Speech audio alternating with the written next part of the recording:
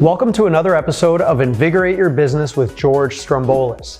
Today, I sit down with George Satsidis. George is the official Oscars broadcaster for Greece. He seamlessly bridges the worlds of Hollywood and Greek media, captivating audiences with his dynamic presence and exceptional reporting skills. He has interviewed every A-list celebrity imaginable and does it in such a professional manner. George is a pioneer in this space and has just an impressive story. So we're gonna sit down with him today and go over everything on this episode of Invigorate Your Business with George Stroumboulis, starting now. My name is George Stroumboulis, and I'm extremely passionate about traveling the world, meeting new people, and learning about new businesses. Join me as I sit down with other entrepreneurs to learn about their journeys. This episode of Invigorate Your Business starts now. So we're going to jump right into this.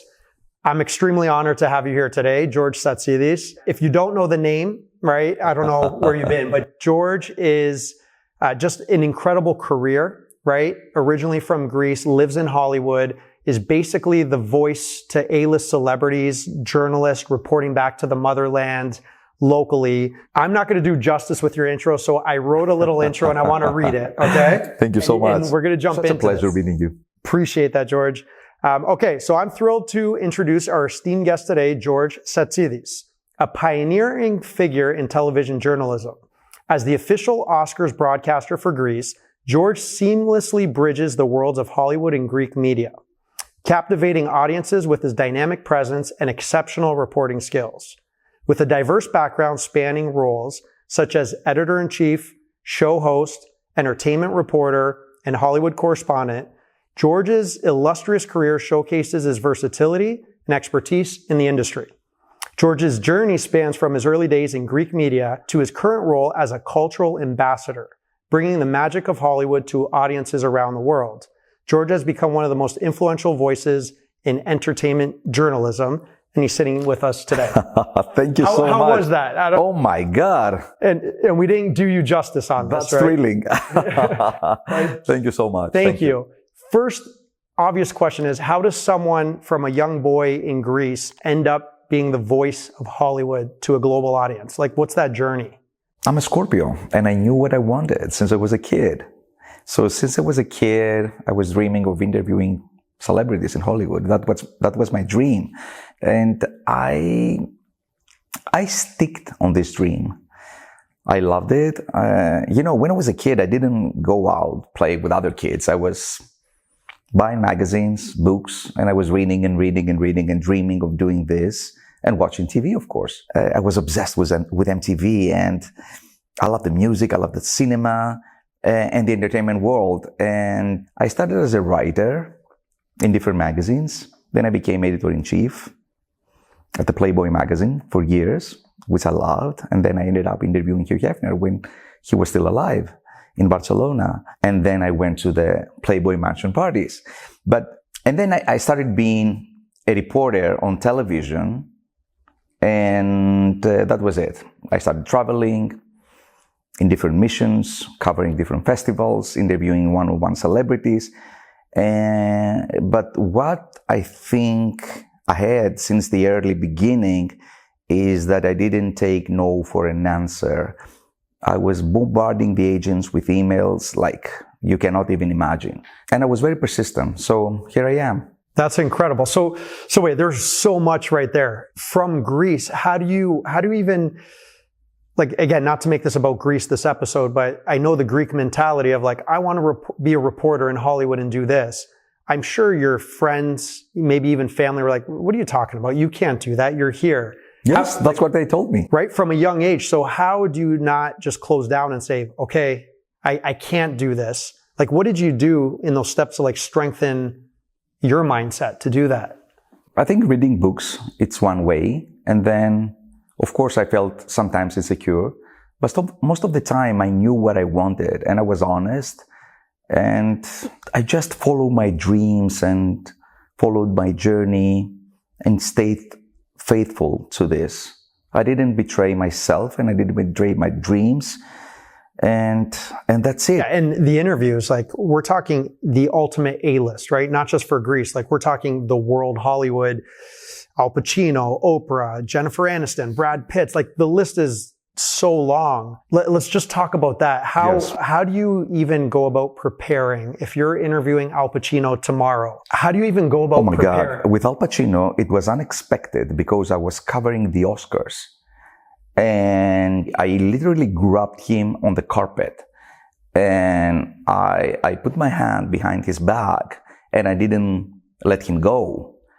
Although the publicist said, move on, we have to go to the next reporter. So I kept bombarding him with questions. But this is my passion and I followed his career and I know what he was doing all these years. And he's a legend. So it's easy for me to ask questions to a legend. Right. Absolutely. Yeah. I couldn't imagine the level of rejection in your line of work, right? Like when you're covering the red carpet. So for every one yes, there's probably 100 no's. Yes.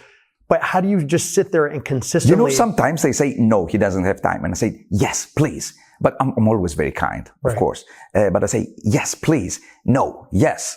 So between those no's and yes, sometimes or most of the time, yes is happening because they see my genuine interest in the talent. Right. So walk us through, you're on the red carpet, we're talking about Oscars. Can you just tell the audience a bit, how did you even become the voice, the official broadcaster of the Oscars for a whole country? Oh yes, that's another dream that came true. So I used to work for the major networks in Greece. I was hosting TV shows. And then at one point I started working for MTV. So I was hosting the most popular talk show on MTV and I was traveling the world, interviewing celebrities again and again. So you believed in yourself. That's not easy, leaving that country, coming here, just expenses, culturally. It's a whole different world, right? Even though you were exposed to it. I was exposed, but it's a whole different culture. Yes. And life is so easy for me back to Greece because everybody knows me. And here it's a different culture. And of course, the expenses are tremendous. So, yes. Yeah. But, I paid all the prices. I paid my dues, so I think the most important thing that I sacrificed is my personal life. How so? Like what? Like in terms that I didn't get married. It's a new life here for me. Yeah. So I sacrificed my whole life to this knowledge and wisdom that brings this life here. Right. Well, and it's a lot because you're literally nonstop every day. Yes. Events, report, like it's an intense. People just see, oh, George Satsidis, he looks good on camera and he's doing his thing. Like for every minute you're on TV, like the work that goes pre and post and preparing and everything, like I can't imagine that it's an easy profession, right? So talk to me, first time you did the red carpet, were you just pinching yourself? Like, am I really here? Who was the first interview you did on the red carpet? It was Ryan Seacrest. Can you believe it? Really? It was Ryan Seacrest. Yes. My idol, my icon. Yeah. Can you believe it? Because he's basically everything we read in the intro, he's done here in the States, right? And you're doing it as well. Yes. He was very nice to me. Very nice. So you said early on that, you had to develop these skills on being on camera, how to present yourself, how to physically look, how to tap into the interviewee psyche, right? Like, what does that development look like from early on? If you look back, what were things that you were doing where you would just cringe right now? And then today, like, just talk to me how you actually hone those skills and develop those skills. Lots of reading, being open, and curious. Curious, yeah. I'm just curious. And it comes across. I've seen your interviews. I'm just curious, like, if you're interviewing someone like The Rock or someone on that level, and you see them for the next movie and the next movie, do you resonate with them? Like, do they know, hey, yes, 100%. Yes. So you develop that rapport. Oh, yes. Right. And sometimes that's why they stop on the carpet, because they know me. That's incredible. Yes. And they know that I have a genuine feeling of making them feel well, take something from their wisdom, their knowledge of being so successful. And that's it. I don't have any second thoughts. Right. Yeah. I don't want to be friends with them. Sometimes it happens. Sometimes it doesn't happen. They have a crazy schedule anyway, but I don't stalk them. I don't care. after we finish an interview, it's their life and they can do whatever they want with it, and that's it. And you did what you needed, and on exactly. you go. Yeah. So when you're talking with celebrities, right, and you're sitting down with them, there's normal people and there's people in front of the camera that are celebrities. You know, the normal people often glorify them and they're amazing and there's crazy fans and everything. You interact and talk with them. Some of them are your friends. What's different? Like when you sit there and talk with them, like I think it's good for the listener to understand they're normal people as well, right? Like what are some things that you just see common with all the celebrities that you interview that, you know what I mean? Because people, we just glorify athletes, everything too much. I think what is common is the loneliness that comes when you are so famous, globally famous. I think it's the loneliness. They feel lonely, I think. They feel that anyone wants to take a part of them, a piece of them, and that's it. Take a picture, which is very common nowadays, and then just go on with their lives. I think they are human beings. They are sensitive. Most of them, they started from nothing. And that great journey is something that I want to depict on my shows and show how they made it, because there's always a way. And it's really interesting. Right. It's fascinating. So let me ask you, where you are at right now in your career, right? Did you imagine you would reach this level when you were a kid? Yes. You did. You knew it. Yeah, I knew that. You didn't even flinch on that quite. No. You knew it. I knew that.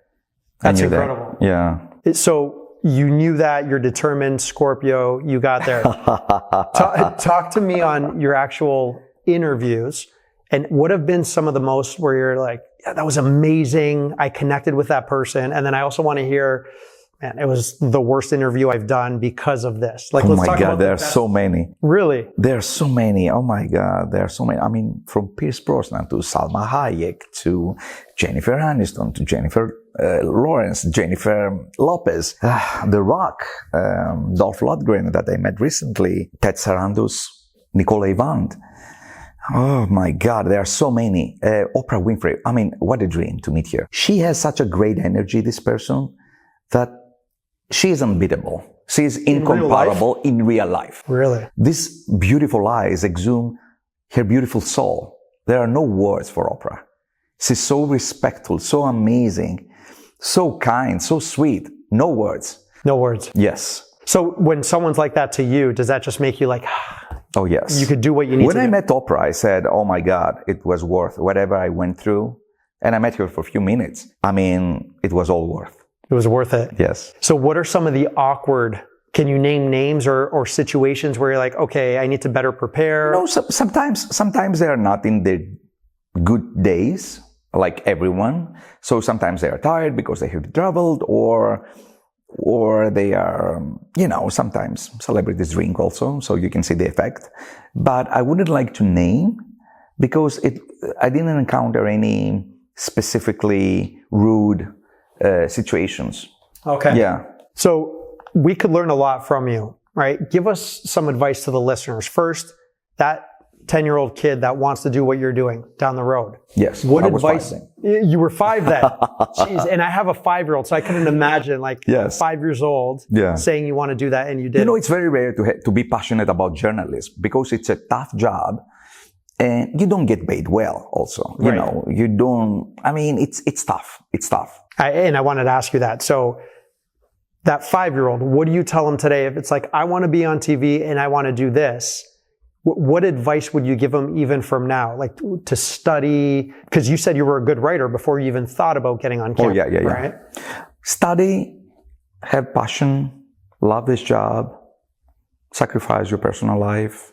It's a lot. It's a lot. I don't know if it's worth it for everyone and anyone, because it takes lots of your future and what you might have done in your life in a personal level.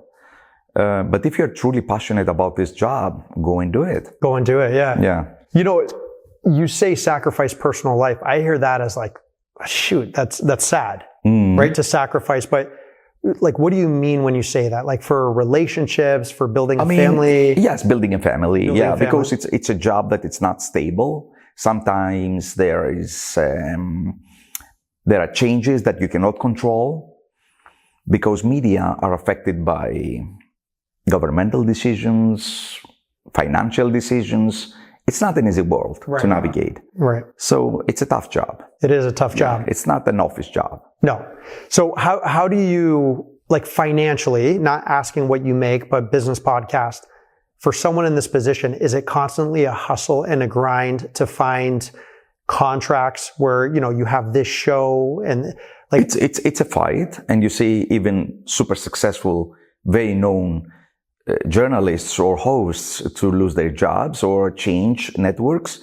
But if you are persistent and you are focused, then you have a job. Yeah, that's it. Absolutely. Yeah, you have to be stable as a person. How does it go from you interviewing celebrities and you have become and gained, a massive following and have become a celebrity in your own right? For what you do, not just in Greece, but you are known here. How does that happen? And when do you realize, like, wow, people are actually interested in what I have to say now? Yes. That's got to be a crazy transition. Yes, it is. It is. But I've been working since I was in my early 20s. So I've been on the spotlight almost forever. So I feel okay, I don't feel stressed. When you go back to Greece, do you vacation in Greece? Yeah, okay, always. Family and I everything. spend like 2 months every summer. Okay. So when you're there and everyone's like, George, they know you. Yes. Right? Photos, whatever. How does that feel? Do you appreciate it? I really appreciate it. Sometimes sometimes I feel very tired because it's a non-stop situation. But I'm blessed. I feel grateful for this. Yeah. So what's advice for people, even for celebrities, people listening?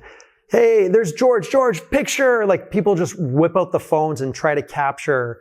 Like, what's your feedback if someone wants to do that with you, or if someone sees someone else down the street? Because I've seen videos go viral of like John Cena checking into a hotel in London and the guy's walking up to him already recording. John notices it.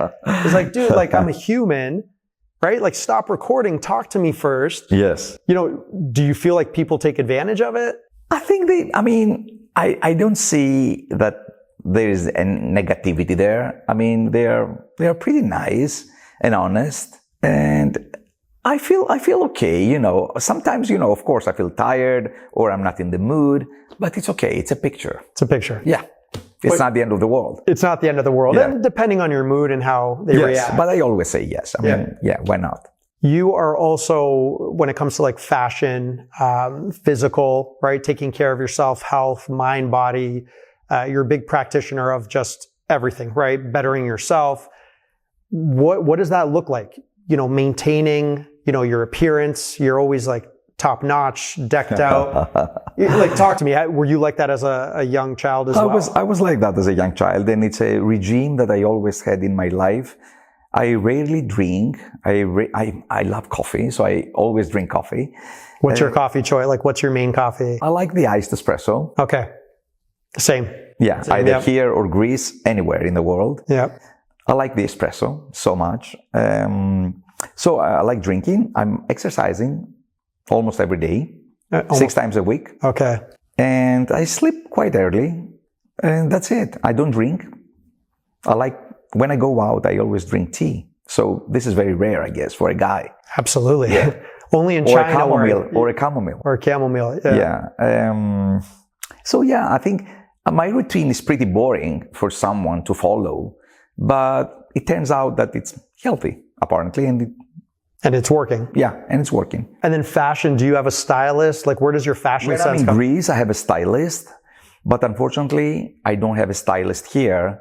But, I'm open. So I look at the young guys around and I see, I try to combine my style regarding my age, my feeling, my status, my job, and that's it. And that's it. Yeah. I don't want to be eccentric and, create feelings with my looks. I just want to be elegant. That's it. And it always comes across that way. Yeah. Right? When you're interviewing someone, just talk about, your best foot forward when you're talking to someone. You enter in a room, your best look forward is the first impression is everything, right? Like, how important is that even when interviewing? I think it's very important, and especially in a city like LA, because sometimes I don't do it. You have to be always really well dressed because you don't know who are you going to meet. even in random places. You don't have to go to the Beverly Hills Hotel to meet a celebrity or a person that might connect you to a celebrity or to a job that you dream of. Yes. So I think the key is always to be ready. It's great advice. Yeah. It's great advice. Do you get tired? Obviously you get tired, but you have a hectic schedule and a lot of it is travel, socializing, event openings, right? You're always meeting. And do you ever sit there and be like, fuck man, I don't feel like doing this? Like how do you get yourself motivated? Because that is your lifestyle. Yes, it's hard. It seems exhausting. But sometimes, when I go back to Greece and it's summer and for a month or so, I don't have anything to do, then I recharge myself. But during the season, from September till late June, it's exhausting. Right. Yeah, it drains you out. Yeah. Just really quick, you talked about Hugh Hefner and the Playboy Mansion, and we didn't even get into details there, which I think I'm very interested. Yes. So meeting him for the first time, how many wives did he have at the time? Half a dozen? I think he had 3 or 4. He had this. Only? Okay, yeah. All these girls that he was married to all of them or something. Yeah. He was really nice, clever. His answers were out of this world. And he was 85 at the moment. 85, okay. 85. He was amazing. I did an interview with him on his 85th birthday.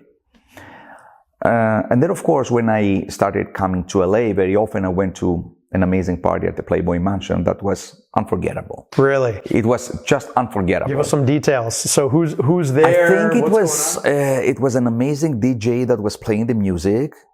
I think DJ Tiesto at this caliber or something. And the girls were amazing. The drinks, the food, incredible. There are no words. There are no parties like that anymore. Did you go in the grotto? Because I hear there's stories under the waterfall. Yeah, I did. I didn't swim, of course, but I was exploring the area, of course. Yeah. That's amazing. And the women, the most beautiful you can ever imagine in the world. Yes. So what are relationships like in Hollywood? Like from a dating standpoint? Fake. It's fake. It's fake. So how do you get involved with that? Like, it's tough. It's a different culture.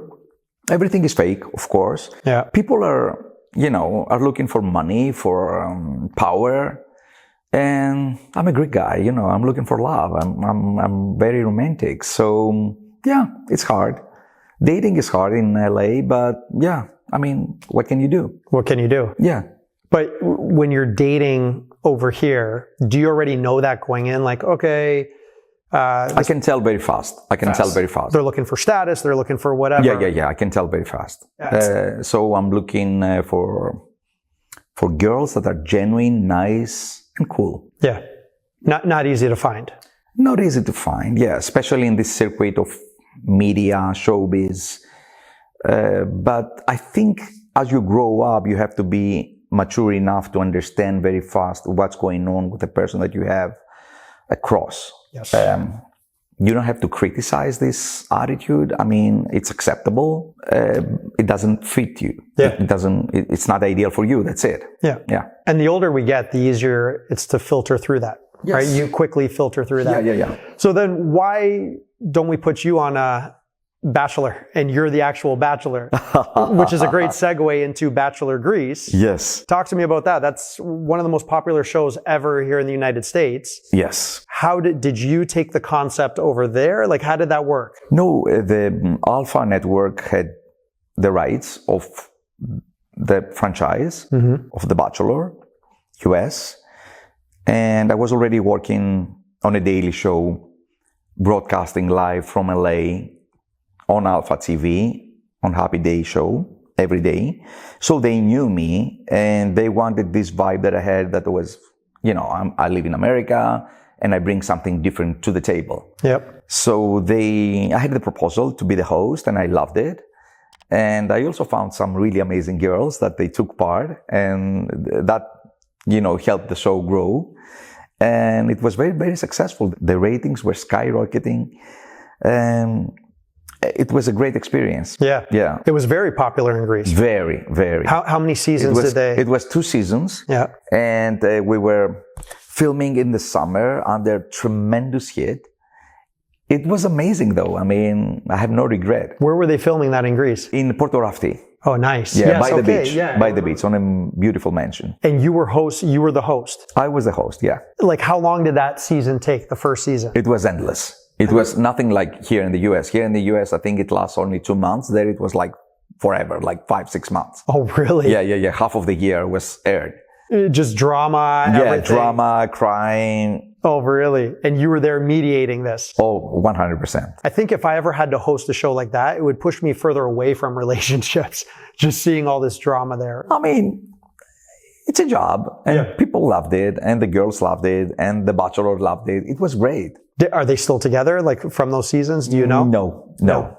But it gave them clout? Yes. Yeah. So next chapter, moving on, right? You have this career. What's next for George Satsidis? Like, what are you looking to do in the next short-term, long-term, career-wise? I love being here. I love working here. I want to explore more this reality in the media landscape in the US. Right. And that's it. Yeah. And that's it. You know, I dream and I don't dream. I don't want to, I visualize a better future, of course, and it's always there if you're positive, but I don't say I want to do this and this and this and calculate it. I believe in destiny. Right. What do you appreciate from Americans living here, coming from your culture? Like, what are things that you've learned? Like, I really like these traits about Americans living in America. Sometimes I meet really honest people that they're not competitive. They embrace what you are, and they are happy to see you moving on and grow. Where in Europe, not specifically in Greece, it's a totally different world. How so? There are so many opportunities here that in Europe they don't exist. Many. Yes. Yes. Yeah. That's the truth. You see. That's what I love here. You love that about here. You have this illusion, maybe it's an illusion, that you can make it. You're going to make it no matter what, because you see all of these opportunities. Maybe you won't make it, but at least there is hope. And that hope sometimes is more exciting than the end goal, right? Exactly. That journey. Where in Europe, everything is limited. If you go to Denmark, it's limited. If you go to France, it's limited. If you go to Britain, there is no entertainment world. There is no entertainment world like there is in the US, which is crazy, right? Yeah, absolutely. And, talking about Europe in general, Mediterranean countries, it's sad when you have so many smart, educated, driven youth, right? Individuals. And within the infrastructure, their only hope is for their dreams to truly flourish, they have to leave the country. Not just the States, but maybe that's unfortunate. Like, I see it in Greece too with our office there, and you have so many talented, smart individuals, right? We work in the UK, in Italy, you see all these people, and you're like, man, we take it for granted. I was born and raised in Canada, and you always had that, if you think about it, go. Like, who's stopping you? So I couldn't imagine growing up in that system when you have so many talented, driven people. You are an exception, right? And there's so many other people that you have the skill set and you found a way for your dream. In Greece, could you have achieved, without leaving, could you have achieved that success if you stayed in Greece? No. I wouldn't be able to cover the Oscars. I wouldn't be able to meet all these people and have all this knowledge now. No, I wouldn't. It's a different status. It's a different situation. It would be a better life, an easier life, probably. Right. But boring. Yeah, you're definitely living it up here. So let me ask you, you've been amazing with the time, and I know you came in from Hollywood, but how can people stay in contact and follow what you're doing? Like, what's the best way that you communicate with everyone? My Instagram page, which is Georgesats, my YouTube page, Satsidis, and that's it. That's amazing. Yeah. Anything else we should cover? Anything else that you feel, we should discuss? Any upcoming shows? Anything? I know you just got through the award season, which is like your Super Bowl, right? Yes. It was exhausting. I covered everything from the Golden Globes to the Oscars to the Critics' Choice Awards, the Directors Guild Awards, everything. So by the end of it, I was really exhausting.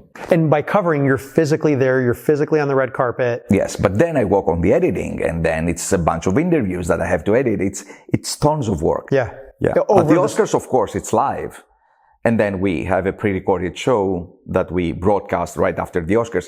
But it's tons of work.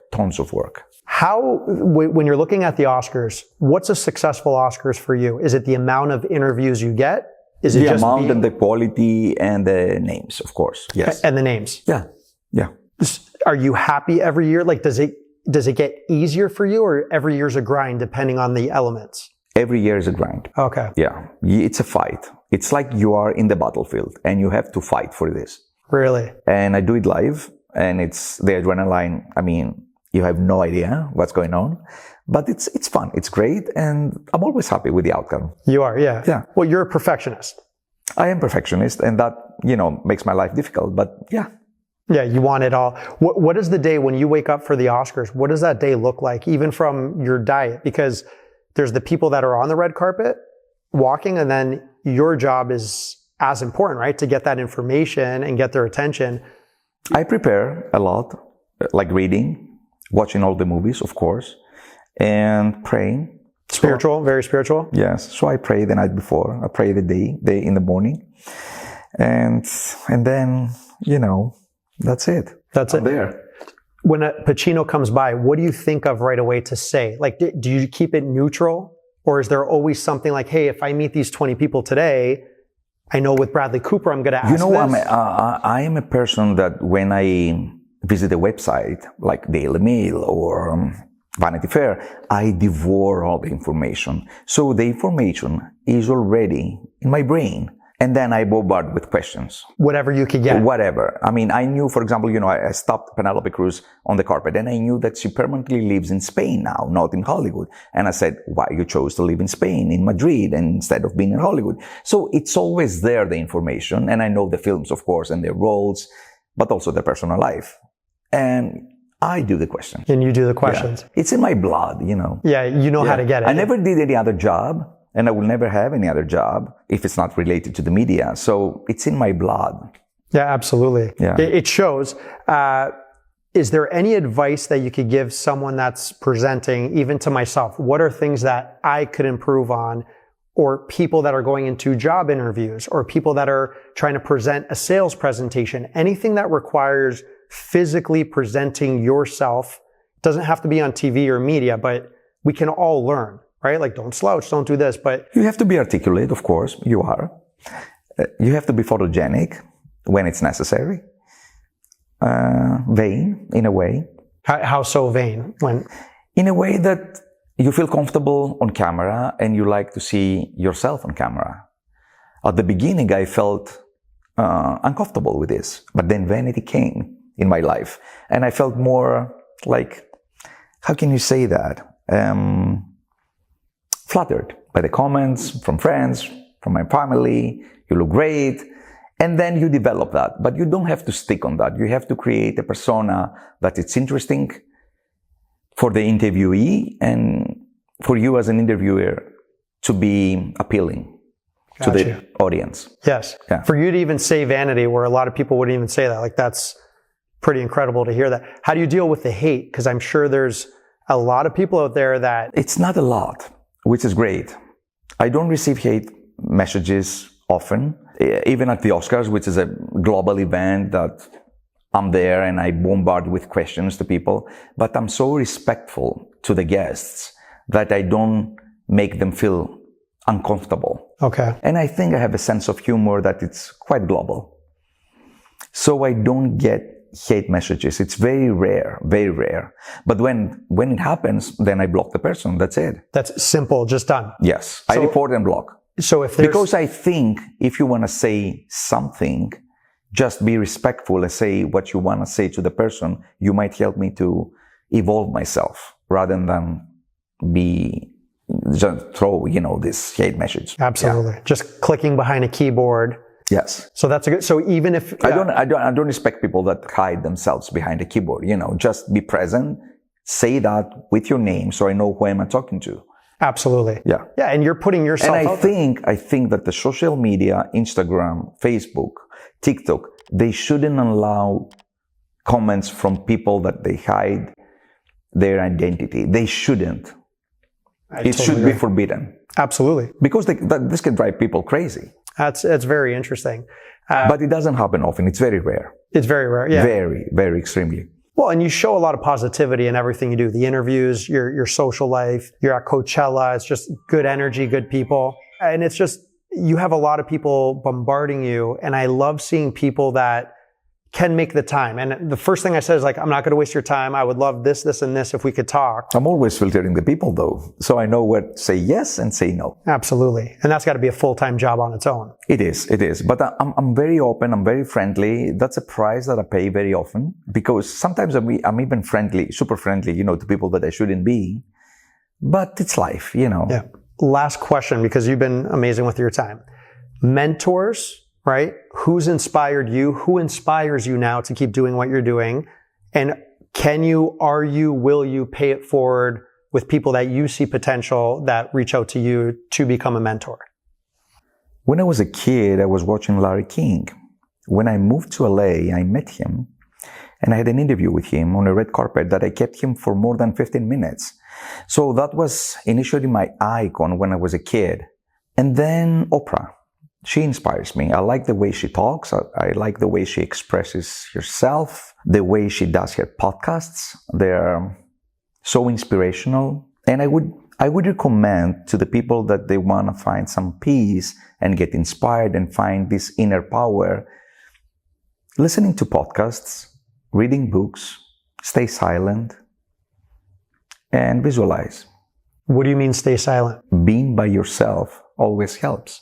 Your own thoughts, being able to, yeah. Not lonely, but sometimes we overshare now our thoughts. Whatever we do with the social media, we never stay by ourselves. And I think it's very important to stay by yourself and realize what you want and what you don't want and move forward. Yeah. What's a negative that 20 years ago, let's say, when you're in this career and 20 years later, what's a negative that you would change that you've been exposed to or you see, or you would tell someone coming up, hey, just shy away from this because over time it could affect you? Are there any negatives in the space that you... Yes, I think many people have an idea about your life and about your career and they bombarding you with thoughts. And you have to listen to your inner self, to your inner voice and follow your path. For example, when I was doing my shows in Greece, they were telling me, you should do another show. You should do on a bigger network. You should do something else. But I knew in my heart that I had to follow my path and my journey, and my destination is America, the American culture, the interviews with these people. And it would be more profitable back then to be on a Greek show and interviewing Greek celebrities and doing stuff for Greece. But I made this sacrifice to follow something that it's more sophisticated, looked more limited at the time, and now it's more global. And it's global. You can't get higher than where you are right now, right? Okay. In this market, maybe shows in that, but I'm saying from a market that you're in, it's not a small local market. You are at the market. Yes. For entertainment. Yeah. Congratulations on a career so far. Thank you so much. We're going to be watching you for years to come.